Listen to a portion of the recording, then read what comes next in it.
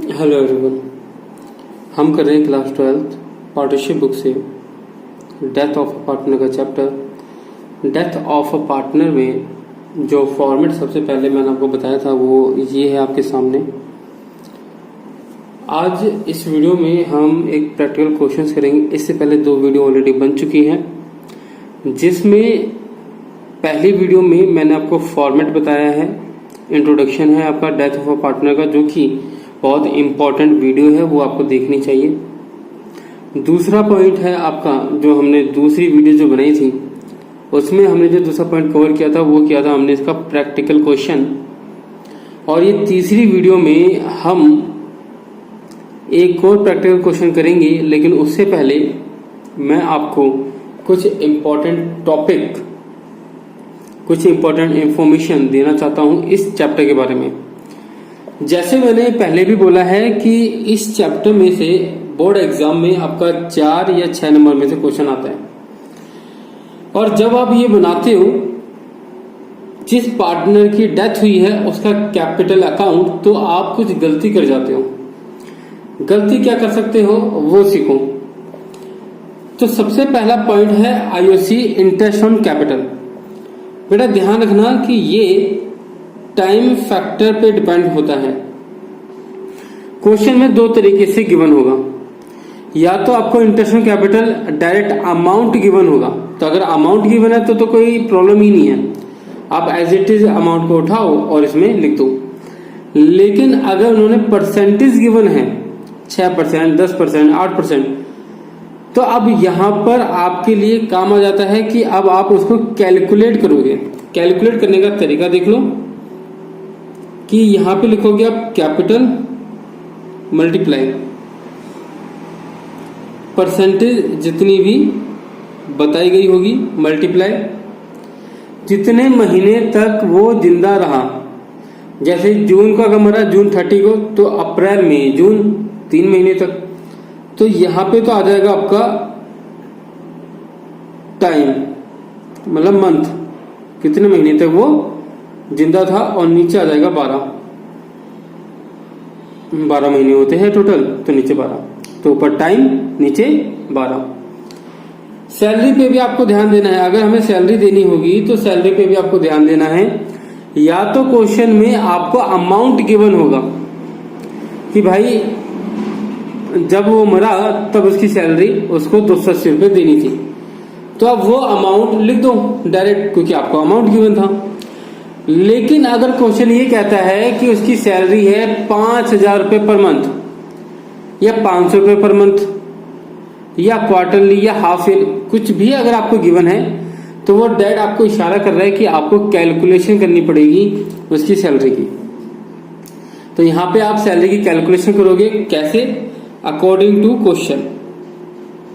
According to question, question में जैसे जैसे बताया होगा उस हिसाब से आप सैलरी की कैलकुलेशन कर लोगे। मैं ट्राई करूंगा, अगर मुझे कोई क्वेश्चन मिल जाएगा तो मैं वो क्वेश्चन आपको दिखा दूंगा। कमीशन का कुछ खास नहीं है, क्वेश्चन में गिवन होगा तो अच्छी बात है, नहीं गिवन तो क्वेश्चन जैसे जैसे बोलेगा वैसे वैसे कर देना। जैसे जैसे क्वेश्चन बोलेगा वैसे वैसे कर देना। और अगर अमाउंट गिवन है तो और भी अच्छी बात है, फिर तो आपको कैलकुलेशन करने की जरूरत नहीं पड़ी। रिजर्व नॉर्मल है, रिवोल्यूशन नॉर्मल है, गुडविल नॉर्मल है, जैसे ट्रीटमेंट होती है वैसी होगी। गेनिंग पार्टनर, बी के जाने के बाद जो बाकी बच जाएंगे पार्टनर वो गेन करेंगे, इस बात को ध्यान में रखो। क्योंकि बी अगर मर गया तो आने वाले जो प्रॉफिट है वो ए और सी आपस में बांटेंगे, और बी का उसमें कोई भी हिस्सा नहीं होगा। तो ऐसी कंडीशन में ए और सी क्या करेंगे? गेन करेंगे। ए और सी को फायदा हो जाएगा इससे। तो कंपनसेट करने के लिए ए और सी बी को क्या दे देंगे? गुडविल में हिस्सा दे देंगे। और ये ऑलरेडी मैं आपको बता चुका हूं पहले भी कि इसकी ट्रीटमेंट क्या होगी, तो वहां से आप देख लेना पुरानी वीडियो से। सस्पेंस को लेकर कैलकुलेशन मैंने आपको बता दी है। दो तरीके फिर मैं आपको बताऊंगा। पहला तरीका वो जो हमने पहले सीखा, जो पुरानी जो हमारी वीडियो थी उसके अंदर।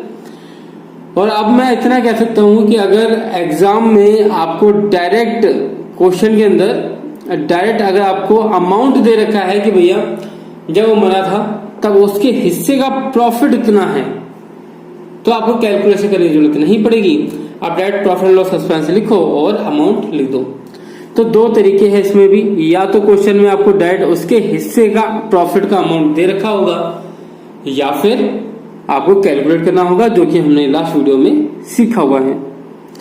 बात करेंगे ड्राइंग की, तो ड्राइंग के ऊपर भी दो बातें, या तो क्वेश्चन में अमाउंट गिवन है कि भैया उसकी पूरी जो ड्राइंग है लाइफ टाइम की वो ये थी, या फिर क्वेश्चन कुछ ऐसा हिंट दे दे जिससे आपको कैलकुलेट करना पड़ जाए अकॉर्डिंग टू क्वेश्चन, अगर मैं कहूंगा। Second point, IOD interest on drawing, इसके ऊपर भी दो ही बातें, या तो क्वेश्चन में डायरेक्ट अमाउंट गिवन होगा कि भैया 80 रुपए उसका इंटरेस्ट ऑन ड्राइंग है तो लिख दिया, या फिर वो कैलकुलेशन करने के लिए कोई ना कोई मेथड आपको बता देगा, जैसे मेथड हमने सेकंड चैप्टर में सीखा था। बात करते हैं रिजर्व्स की, कोई इसमें कुछ नई चीज नहीं है, रिवैल्यूएशन कोई नई चीज नहीं है। गुडविल, बस ये थोड़ा ध्यान देने वाली बात है कि बैलेंस शीट के अंदर जब क्वेश्चन आपके सामने आएगा तो उस बैलेंस शीट के अंदर अगर गुडविल असेट साइड पहले से ही दे रखी है तो आप उसको राइट ऑफ करोगे, तो राइट ऑफ में सिर्फ और सिर्फ बी का हिस्सा लिखोगे जिसकी डेथ हुई है, जिसकी डेथ नहीं हुई है उन दोनों का नाम नहीं लिखोगे, सिर्फ और सिर्फ उसी का नाम लिखोगे जिसकी डेथ हुई है और उसके हिस्से का अमाउंट यहाँ पे लिख दोगे। यहाँ पे आता है लॉस, तो जैसे अगर यहाँ पे प्रॉफिट था तो प्रॉफिट यहाँ लिखोगे, अगर बाई चांस लॉस हुआ तो आप यहाँ पे लिखोगे। इसके साथ भी same condition, balance sheet figure से अमाउंट बचेगा तो आप यहाँ पे बी से एग्जीक्यूटिव अकाउंट लिखोगे, मतलब बी की फैमिली को अमाउंट मिल जाएगा। तो ये कुछ इंपॉर्टेंट पॉइंट थे जो मुझे आपको बताने थे, और अब हम करेंगे इसका एक न्यूमेरिकल क्वेश्चन और देखते हैं कि इस न्यूमेरिकल क्वेश्चन को किस तरह से कर सकते हैं। जैसे जैसे मैं स्टेप लूंगा बेटा वैसे वैसे आपको भी स्टेप लेने हैं, इस बात को ध्यान रखना। तो चलिए स्टार्ट करेंगे अब क्वेश्चन।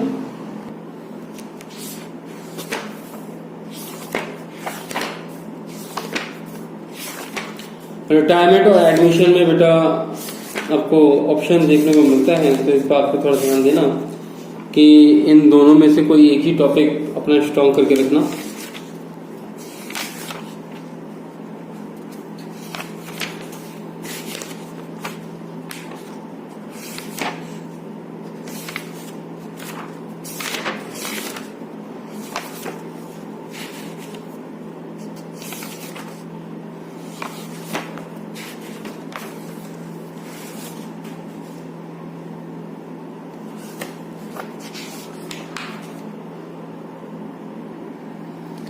यह है बेटा वो क्वेश्चन।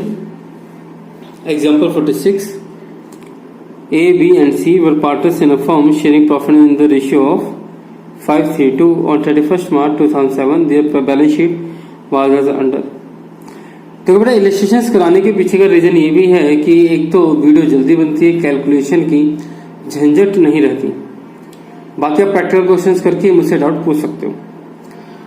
तो अगर आप देखोगे बेटा तो यहाँ पर building, machinery, stock, patents, debtors, cash, यहाँ पे कोई रिजर्व नहीं दे रखा। यहाँ पर रिजर्व जरूर दे रखा है जो हम डिस्ट्रीब्यूट कर देंगे। जो पर्सन मरा है उसके बारे में बात कर रहा हूं मैं बेटा। डेथ वाले क्वेश्चन में आपको सिर्फ और सिर्फ उसी का कैपिटल अकाउंट बनाना होता है जिसकी डेथ हो चुकी होती है, बाकियों से आपको कोई लेना देना नहीं होना चाहिए। अब बात करें इसके एडजस्टमेंट की, तो इसके एडजस्टमेंट में बेटा क्या क्या बोला हुआ है वो देखेंगे हम। 1 मिनट। ओके, लिखा हुआ है ए मर चुका है 1 अक्टूबर 2007 को। It was agreed among his educator and the remaining partner that goodwill to be valued at 2.5 years purchase of the average profit of the previous 4 years which were 2004, 5, 6, 7। Second point, पहले point में तो हमें goodwill बोल दिया उसने कि भैया goodwill की कैलकुलेशन करो, और जो गेन कर रहे हैं पार्टनर वो मरने वाले पार्टनर को गुडविल में हिस्सा देंगे, मतलब उसको कंपनसेट करेंगे। Second point, patents be valued at ₹8,000, machinery 28,000, building at 25,000। तो बेटा ये है आपकी revaluation account. Next point, profit for the year 2007 to 8 be taken as having accrued at the same rate as that of the previous year।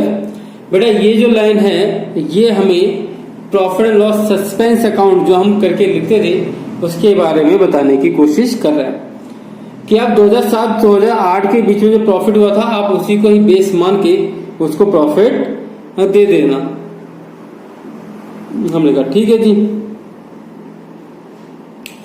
Interest on capital be provide at 10%। देखो यहाँ percentage given है capital की, तो interest on capital यहाँ पे हम calculate करके निकालेंगे। आगे हमें लिखा हुआ है कि half of the amount due to A, end में जो बेटा जो बैलेंस बचता है ना यहाँ पे बैलेंस फिगर से, ये जो अमाउंट उसका हाफ अमाउंट आप इमीडिएटली पे कर दोगे उसके एजुकेटर को, एजुकेटर मतलब उसका रिप्रेजेंटेटिव, उसकी family member, and the balance transfer to his educator loan account, और बाकी जो हाफ रह जाए वो उसके लोन अकाउंट में ट्रांसफर कर देना। बात समझ में आ गई? क्वेश्चन बहुत आसान था। अब इसको बेटा सॉल्व करेंगे तो मैं आपको, क्योंकि टाइम ज्यादा लगता है वो सारी चीजें करने में, तो मैं आपको शॉर्टकट में सारी चीजें समझा देता हूं। जो मुझे कैलकुलेट करना होगा वो मैं कॉपी में कैलकुलेट करके दिखा दूंगा। तो सबसे पहला पॉइंट जो आप करोगे जब आप उस पर्सन का कैपिटल अकाउंट बनाओगे जिसकी डेथ हुई है, तो सबसे पहला पॉइंट लिखोगे आप बैलेंस शीट। देखो डेट यहाँ पे वैसे आती नहीं है, इन्होंने डेट लिख दी है, बिना डेट के भी करोगे तो भी कोई प्रॉब्लम नहीं है, आपके मार्क्स नहीं काटे जाएंगे। तो जो फॉर्मेट बनेगा वो बनेगा पर्टिकुलर रुपीज, डेट के कॉलम को हटा सकते हो, मर्जी आपकी है। तो सबसे पहला स्टेप कि जो भी उसके हिस्से की कैपिटल थी वो उसके अकाउंट में लिख दो। तो उसके हिस्से की बेटा कैपिटल कितनी थी जरा देखो, मरा कौन है? ए मरा है, तो उसके हिस्से की कैपिटल कितनी थी? 30,000 रुपए। तो बेटा सबसे पहला काम आप क्या करोगे, आप 30,000 रुपए यहां पे लिख दोगे। बात समझ में आई कि नहीं? आ गई। अब उसके बाद सेकंड स्टेप, जो मैं स्टेप बोल रहा हूं वैसे ही आपको क्वेश्चंस करना है। उस तरीके से क्वेश्चन करोगे तो आपका क्वेश्चन का जो आंसर आने वाला है वो कभी भी गलत नहीं आएगा। और ऐसे में अगर कोई गलती होती है तो उसको ट्रैक करना, उसका पता करना बहुत आसान हो जाता है। तो जो मैं आपको कह रहा हूं वैसे करोगे। तो पहला स्टेप क्या है कि जो भी उसकी कैपिटल थी वो आप उसके अकाउंट में लिख दोगे। अब वो हमने लिख दी। दूसरा पॉइंट, अगर कोई रिजर्व है तो वो उसके हिस्से का लिख दो। तो हमें पता था रिजर्व यहाँ पे दे रखा है 6,000 रुपए, उसका जो हिस्सा है 532 मतलब 5/10। तो 6,000 का 5/10 निकालोगे तो बेटा कितना आ जाएगा? 3,000 रुपए। तो बेटा सबसे पहला काम आपने लिखा रिजर्व 6,000 का 5/10 6,000 रुपए। क्या ये वाली बात क्लियर? ठीक है। तो सेकंड स्टेप भी हो गया। पहला स्टेप क्या था? कैपिटल लिखना। दूसरा स्टेप क्या था? रिजर्व अगर कोई है तो वो दे देना। तीसरा स्टेप क्या होता है? अगर कोई गुडविल दे रखी है बैलेंस शीट में पहले से तो वो लिख देना। एक गुडविल तो यहाँ पे है नहीं, तो वो तीसरा स्टेप स्किप कर दो, उसको मत करो। अब चौथा स्टेप क्या है बेटा? चौथा स्टेप होगा हमारा ये वाला कि जो भी एडजस्टमेंट है उसको सॉल्व करो। तो पहले एडजस्टमेंट हमें बता रही है गुडविल के बारे में कि भैया आपको गुडविल की वैल्यूएशन करनी पड़ेगी। गुडविल की वैल्यूएशन के लिए क्या बोला है? उसने कहा है कि भैया 2.5 ईयर्स परचेज के हैं और एवरेज प्रॉफिट निकालना है प्रीवियस 4 सालों का। तो आप गिन के देख लो, 4 साल प्रीवियस ईयर है, 1 2 3 4। तो करने का तरीका क्या है बेटा? करने का तरीका बहुत आसान होता है कि जब हम बात करें कैलकुलेशन ऑफ गुडविल की तो बेटा बहुत ही आसान तरीका है वैल्यूएशन करने का।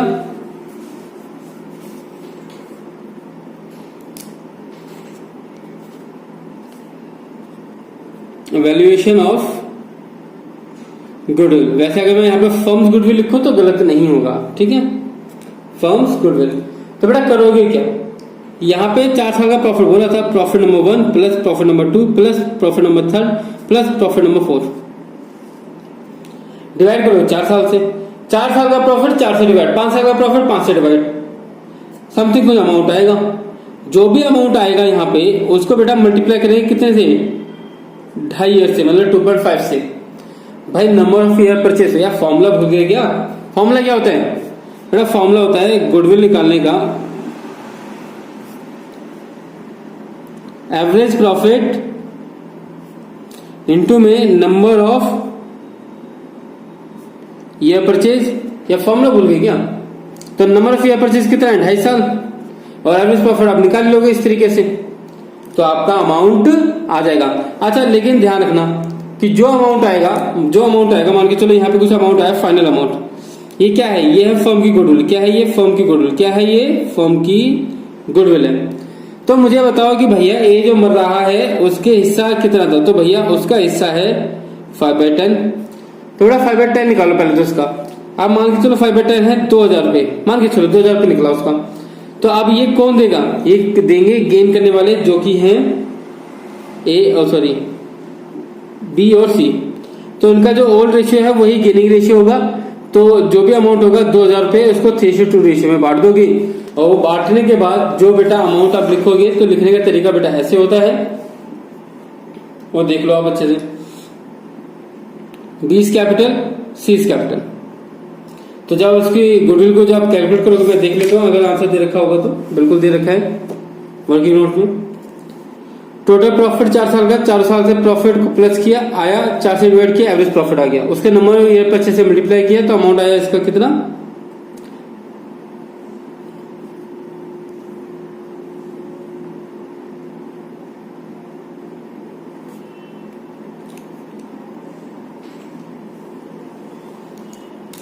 ₹37,500। 37,500 में उसका हिस्सा निकाला, आया 18,750, और उसको हम बांटेंगे किस रेशियो में बेटा? बी और सी के रेशियो में। ठीक है, तो बी और सी के रेशियो में बांटोगे, तो यहां पर अगर आप देखोगे तो बेटा आपको देखने को मिल जाएगा किस किस तरह से अमाउंट आया है। ठीक है, तो 18,700 को हमें बांटना है 3:2 रेशियो में, 3:2 रेशियो में। ठीक है, बांटने के बाद बेटा जो अमाउंट आप लिखोगे, तो वो अमाउंट आपको देखने को मिलेगा बेटा एक कुछ इस तरह से। ये देखो, बी का हिस्सा, सी का हिस्सा, ये दोनों ही मिलकर देंगे ए को, क्योंकि भैया वो मर रहा है, तो इस वजह से बी और सी को बाद में बेनिफिट होगा आने वाले समय में, इस वजह से वो गुडविल कंपनसेशन के तौर पर दे देंगे। नेक्स्ट पॉइंट, आगे हमें जो गिवन है बेटा, वो हमें रिवैल्यूएशन की चीजें गिवन है। जैसे पेटेंट्स 8,000 का हो गया, मशीनरी हो गया 28,000 रुपए का, है ना, बिल्डिंग होगी 25,000 रुपए की। तो हमें करना क्या है? हमें बैलेंस शीट देखते चले जाना है, बैलेंस शीट से कंपेयर करते चले जाना है। जैसे पेटेंट्स पहले कितने के थे अगर आप देखोगे तो बेटा, पेटेंट्स आपका हो गए सर 11,000 के थे, अब कितने के हो गए पेटेंट्स? 8,000 के, तो आपको लॉस हो गया 3,000 का। ठीक है, तो इस तरह से आप बेटा क्या बना दोगे? रिवैल्यूएशन अकाउंट बना दोगे। 3,000 यहाँ पे लॉस, 2,000 का मशीनरी में लॉस हुआ होगा, और 5,000 का यहाँ पे लॉस हुआ होगा। अब यहाँ पे अगर आप कैलकुलेट करोगे तो 3, 2, 5, 5, 5, तो दोनों साइड सेम होगी, ना तो कोई प्रॉफिट आया ना तो कोई लॉस आया, तो उसका कोई इफेक्ट आएगा नहीं फिर जब कुछ प्रॉफिट लॉस हुआ ही नहीं। तो अगर हम बात करते हैं प्रॉफिट की, तो उन्होंने बोला है कि भैया प्रॉफिट आप मान लो प्रीवियस ईयर को, तो ये हमें जो ईयर दे रखा था बेटा वो था 2007 का। तो 2007 में जो प्रॉफिट हुआ था उसी को हम बेस मानेंगे, तो है 15,000। तो 15,000 को हम बेस मानेंगे बेटा, ध्यान से देखना जरा। तो 15,000 को तो आपने बेस मान लिया। मेरे को क्या कैलकुलेट करना है? मुझे कैलकुलेट करना है प्रॉफिट लॉस सस्पेंस अकाउंट। तो उन्होंने कहा था कि भाई पिछले साल का जो प्रॉफिट है उसी को आप बेस मान के कैलकुलेट कर लो प्रॉफिट लॉस सस्पेंस अकाउंट में लिखने के लिए। तो प्रीवियस ईयर बोला था, प्रीवियस ईयर 15,000 है। तो सबसे पहले तो बेटा हमें ये देखना है कि कितने महीने तक वो जिंदा था। तो भाई वो जिंदा था अक्टूबर तक, तो अक्टूबर तक तो काम किया उसने, तो इसका मतलब है 6 महीने तक काम किया। अप्रैल से अक्टूबर का कैलकुलेट करोगे तो 6 महीने होते हैं, तो 6/12 आ गया। टाइम पीरियड करना जरूरी है क्योंकि ये पूरे साल का प्रॉफिट है, और हमें प्रॉफिट निकालना है उतने टाइम तक का जितने टाइम तक उसने काम किया था, और उसमें उसका हिस्सा निकाल देंगे उसके बाद। तो 3,750, जिसको हम लिखेंगे profit and loss suspense account के नाम के साथ। तो आप यहाँ लिखोगे बेटा, देखो profit and loss suspense account, और 3,750 यहाँ पे लिख दिया आपने। क्लियर होगी बात कि नहीं हुई बताओ? अच्छा, अब देखो जरा, यहां तक आपने कर लिया। इंटरेस्ट ऑन कैपिटल, अब यहाँ देखो, यहाँ पे टाइम फैक्टर आएगा क्योंकि 10% उन्होंने, यहाँ पे उन्होंने अमाउंट नहीं दिया इंटरेस्ट का, यहाँ पे उन्होंने परसेंटेज दिए हैं। तो बेटा जब परसेंटेज गिवन होगी तो ऐसे में आपको कैलकुलेशन करनी पड़ेगी। तो बेटा मुझे कैलकुलेशन देखो यहाँ पे कर रखी हुई, तो बहुत अच्छी बात है। अगर आप कहोगे कि उसकी कैपिटल कितनी थी, तो भाई 30,000 थी इसकी कैपिटल, 10% के हिसाब से उसने बोला हुआ है। और जिंदा कब तक था? 6 महीने तक, अक्टूबर तक जिंदा था, तो अक्टूबर तक का हमने इंटरेस्ट इन कैपिटल कैलकुलेट कर लिया। तो 15,000 रुपये आप यहाँ पे लिख दोगे। बताओ ये देखो 15,000 रुपये लिख दिया आपने इंटरेस्ट कैपिटल। यहाँ की कोई आइटम थी नहीं, तो जब आपने टोटल किया तो वही सेम अमाउंट यहाँ पे लिखा और आपने कहा कि भैया ये हम एज के एजुकेटर अकाउंट मतलब कि उसकी फैमिली अकाउंट में ट्रांसफर करेंगे। जो भी उसका रिप्रेजेंटेटिव या जो भी उसका नॉमिनी होगा हम उसको ये पैसा दे देंगे, क्योंकि अब ये तो आएगा नहीं स्वर्ग से उतर के कि हाँ भैया मेरा पैसा दे दो, मैं ऊपर ले जाना भूल गया यमराज के पास। ठीक है, तो बेटा ये जो अमाउंट आएगा वो उसकी फैमिली को दे दिया जाएगा जिसको हमने एज एजुकेटर अकाउंट के साथ जोड़ा हुआ है। अब जैसे हमें क्वेश्चन में बोला गया था कि हाफ पेमेंट इमीडिएटली कर दो उसके एजुकेटर को, तो लिखा है ना उसके एजुकेटर को इमीडिएटली पे कर दो हाफ। तो बेटा 57,000 का हाफ कितना होता है, तो मैं तो नकल मार लेता हूँ, खैर 28,500 होता है। तो देखो अब आगे का स्टेप क्या करना है। जैसे ही आप ये लिख देते हो तो बेटा इसका आगे जो अकाउंट बनता है वो बनता है एज का एजुकेटर अकाउंट।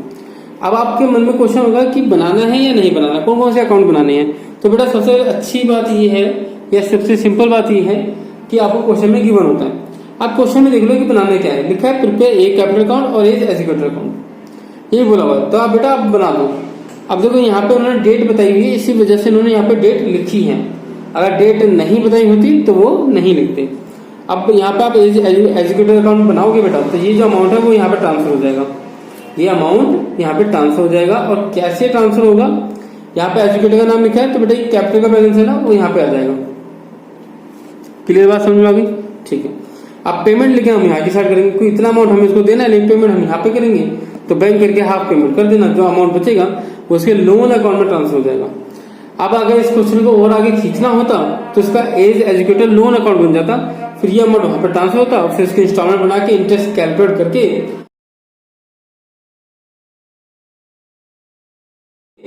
हर साल या 6 महीने जैसे भी है उस हिसाब से हम उसको पे करते रहते हैं। तो आई होप आपको ये क्वेश्चन समझ में आ गया होगा कि इसको करना कैसे होता है बेटा। ठीक है, अब इसके मैं क्वेश्चन आपको स्टार्टिंग से दिखा देता हूँ, जिसके बुक है तो अच्छी बात है, नहीं है तो मैं आपको बता देता हूँ। और इस साल के एंड में मैं आपको कुछ इंपॉर्टेंट क्वेश्चंस भी दूंगा, वैसे टाइम टू टाइम देता भी रहूंगा इंपॉर्टेंट क्वेश्चंस जो आपके एग्जाम में आने के पूरे चांसेस होंगे उस सभी क्वेश्चंस के। और एक सजेशन आप सभी के लिए, एक तो लाइक और शेयर ठोक दीजिए, महाकाल का दबाकर लाइक और शेयर ठोक दीजिए, 5,000 लौटे दिख जाना चाहिए। ये 4,000 के लिए मैं यहाँ पे नहीं खड़ा हूँ, पूरा साल मेहनत करता हूँ आपके लिए बेटा, ऐसा नहीं चलेगा, ऐसा नहीं चलेगा। लाइक ठोकी दबा के कि अगर आपको कुछ भी इंफॉर्मेशन मेरे साथ शेयर करनी है या कोई इंप्रूवमेंट चाहिए वीडियो में तो बिल्कुल मोस्ट वेलकम है आप सभी का। आप मुझे कमेंट करके बता सकते हैं कि आपको क्या कमी दिखाई दी वीडियो के और आपको और क्या इन्फॉर्मेशन चाहिए वो सब। बाकी करियर काउंसलिंग भी होती रहती है, कभी कभी चलती रहती है, मोटिवेशन भी चलती रहेगी, लेकिन पढ़ाई करना बेटा छोड़ना मत। अच्छे से पढ़ाई करो, अच्छे से पढ़ो लिखो और अच्छे से मार्क्स लेकर आओ। 12th क्लास आपके बोर्ड एग्जाम बहुत इंपॉर्टेंट है आपके लिए, क्योंकि अगर बोर्ड एग्जाम में अच्छे मार्क्स आते हैं तो आप एक अच्छी लाइफ आप एक्सपेक्ट कर सकते हो कि आपको मिलेगी। मोटिवेशन के लिए एक लाइन बोलूंगा कि इस दुनिया में ऐसे ऐसे लोग भी हैं जो एक दिन का 1 लाख पता नहीं कितना होंगे। अब आप सोच लो कि आपको उनकी कैटेगरी में जाना है या आपको अपने दोस्त के साथ घूमना है और एंजॉयमेंट करनी है। अब वही 10, 5 रुपए, 100 रुपए, 200 रुपए के पीछे, 1000 रुपए के पीछे लड़ाई करनी है। ठीक है, तो मिलते हैं नेक्स्ट वीडियो में। अगर वीडियो अच्छी लगे तो लाइक करके कमेंट कर देना और शेयर कर देना अपने दोस्तों के साथ, ताकि उनको भी इंफॉर्मेशन मिल सके। जितना ज्यादा हो सके दूसरों की हेल्प किया करो। ये कोई गवर्नमेंट एग्जाम नहीं है कि हम ये दूसरे को हम बताएंगे नहीं तो उसके मार्क्स ज्यादा जाएंगे, क्योंकि अभी आप अपनी क्लास में ही देख रहे हो बच्चों को। बेटा आपको कंपटीशन पूरी दिल्ली से है, पूरे हिंदुस्तान से है, इवन पूरे वर्ल्ड से है। आगे चल के आप पूरे वर्ल्ड को कम्पीट करोगे। तो बेटा मिलते हैं नेक्स्ट वीडियो में, तब तक के लिए टाटा बाय बाय और बहुत अच्छे से पढ़ाई करो।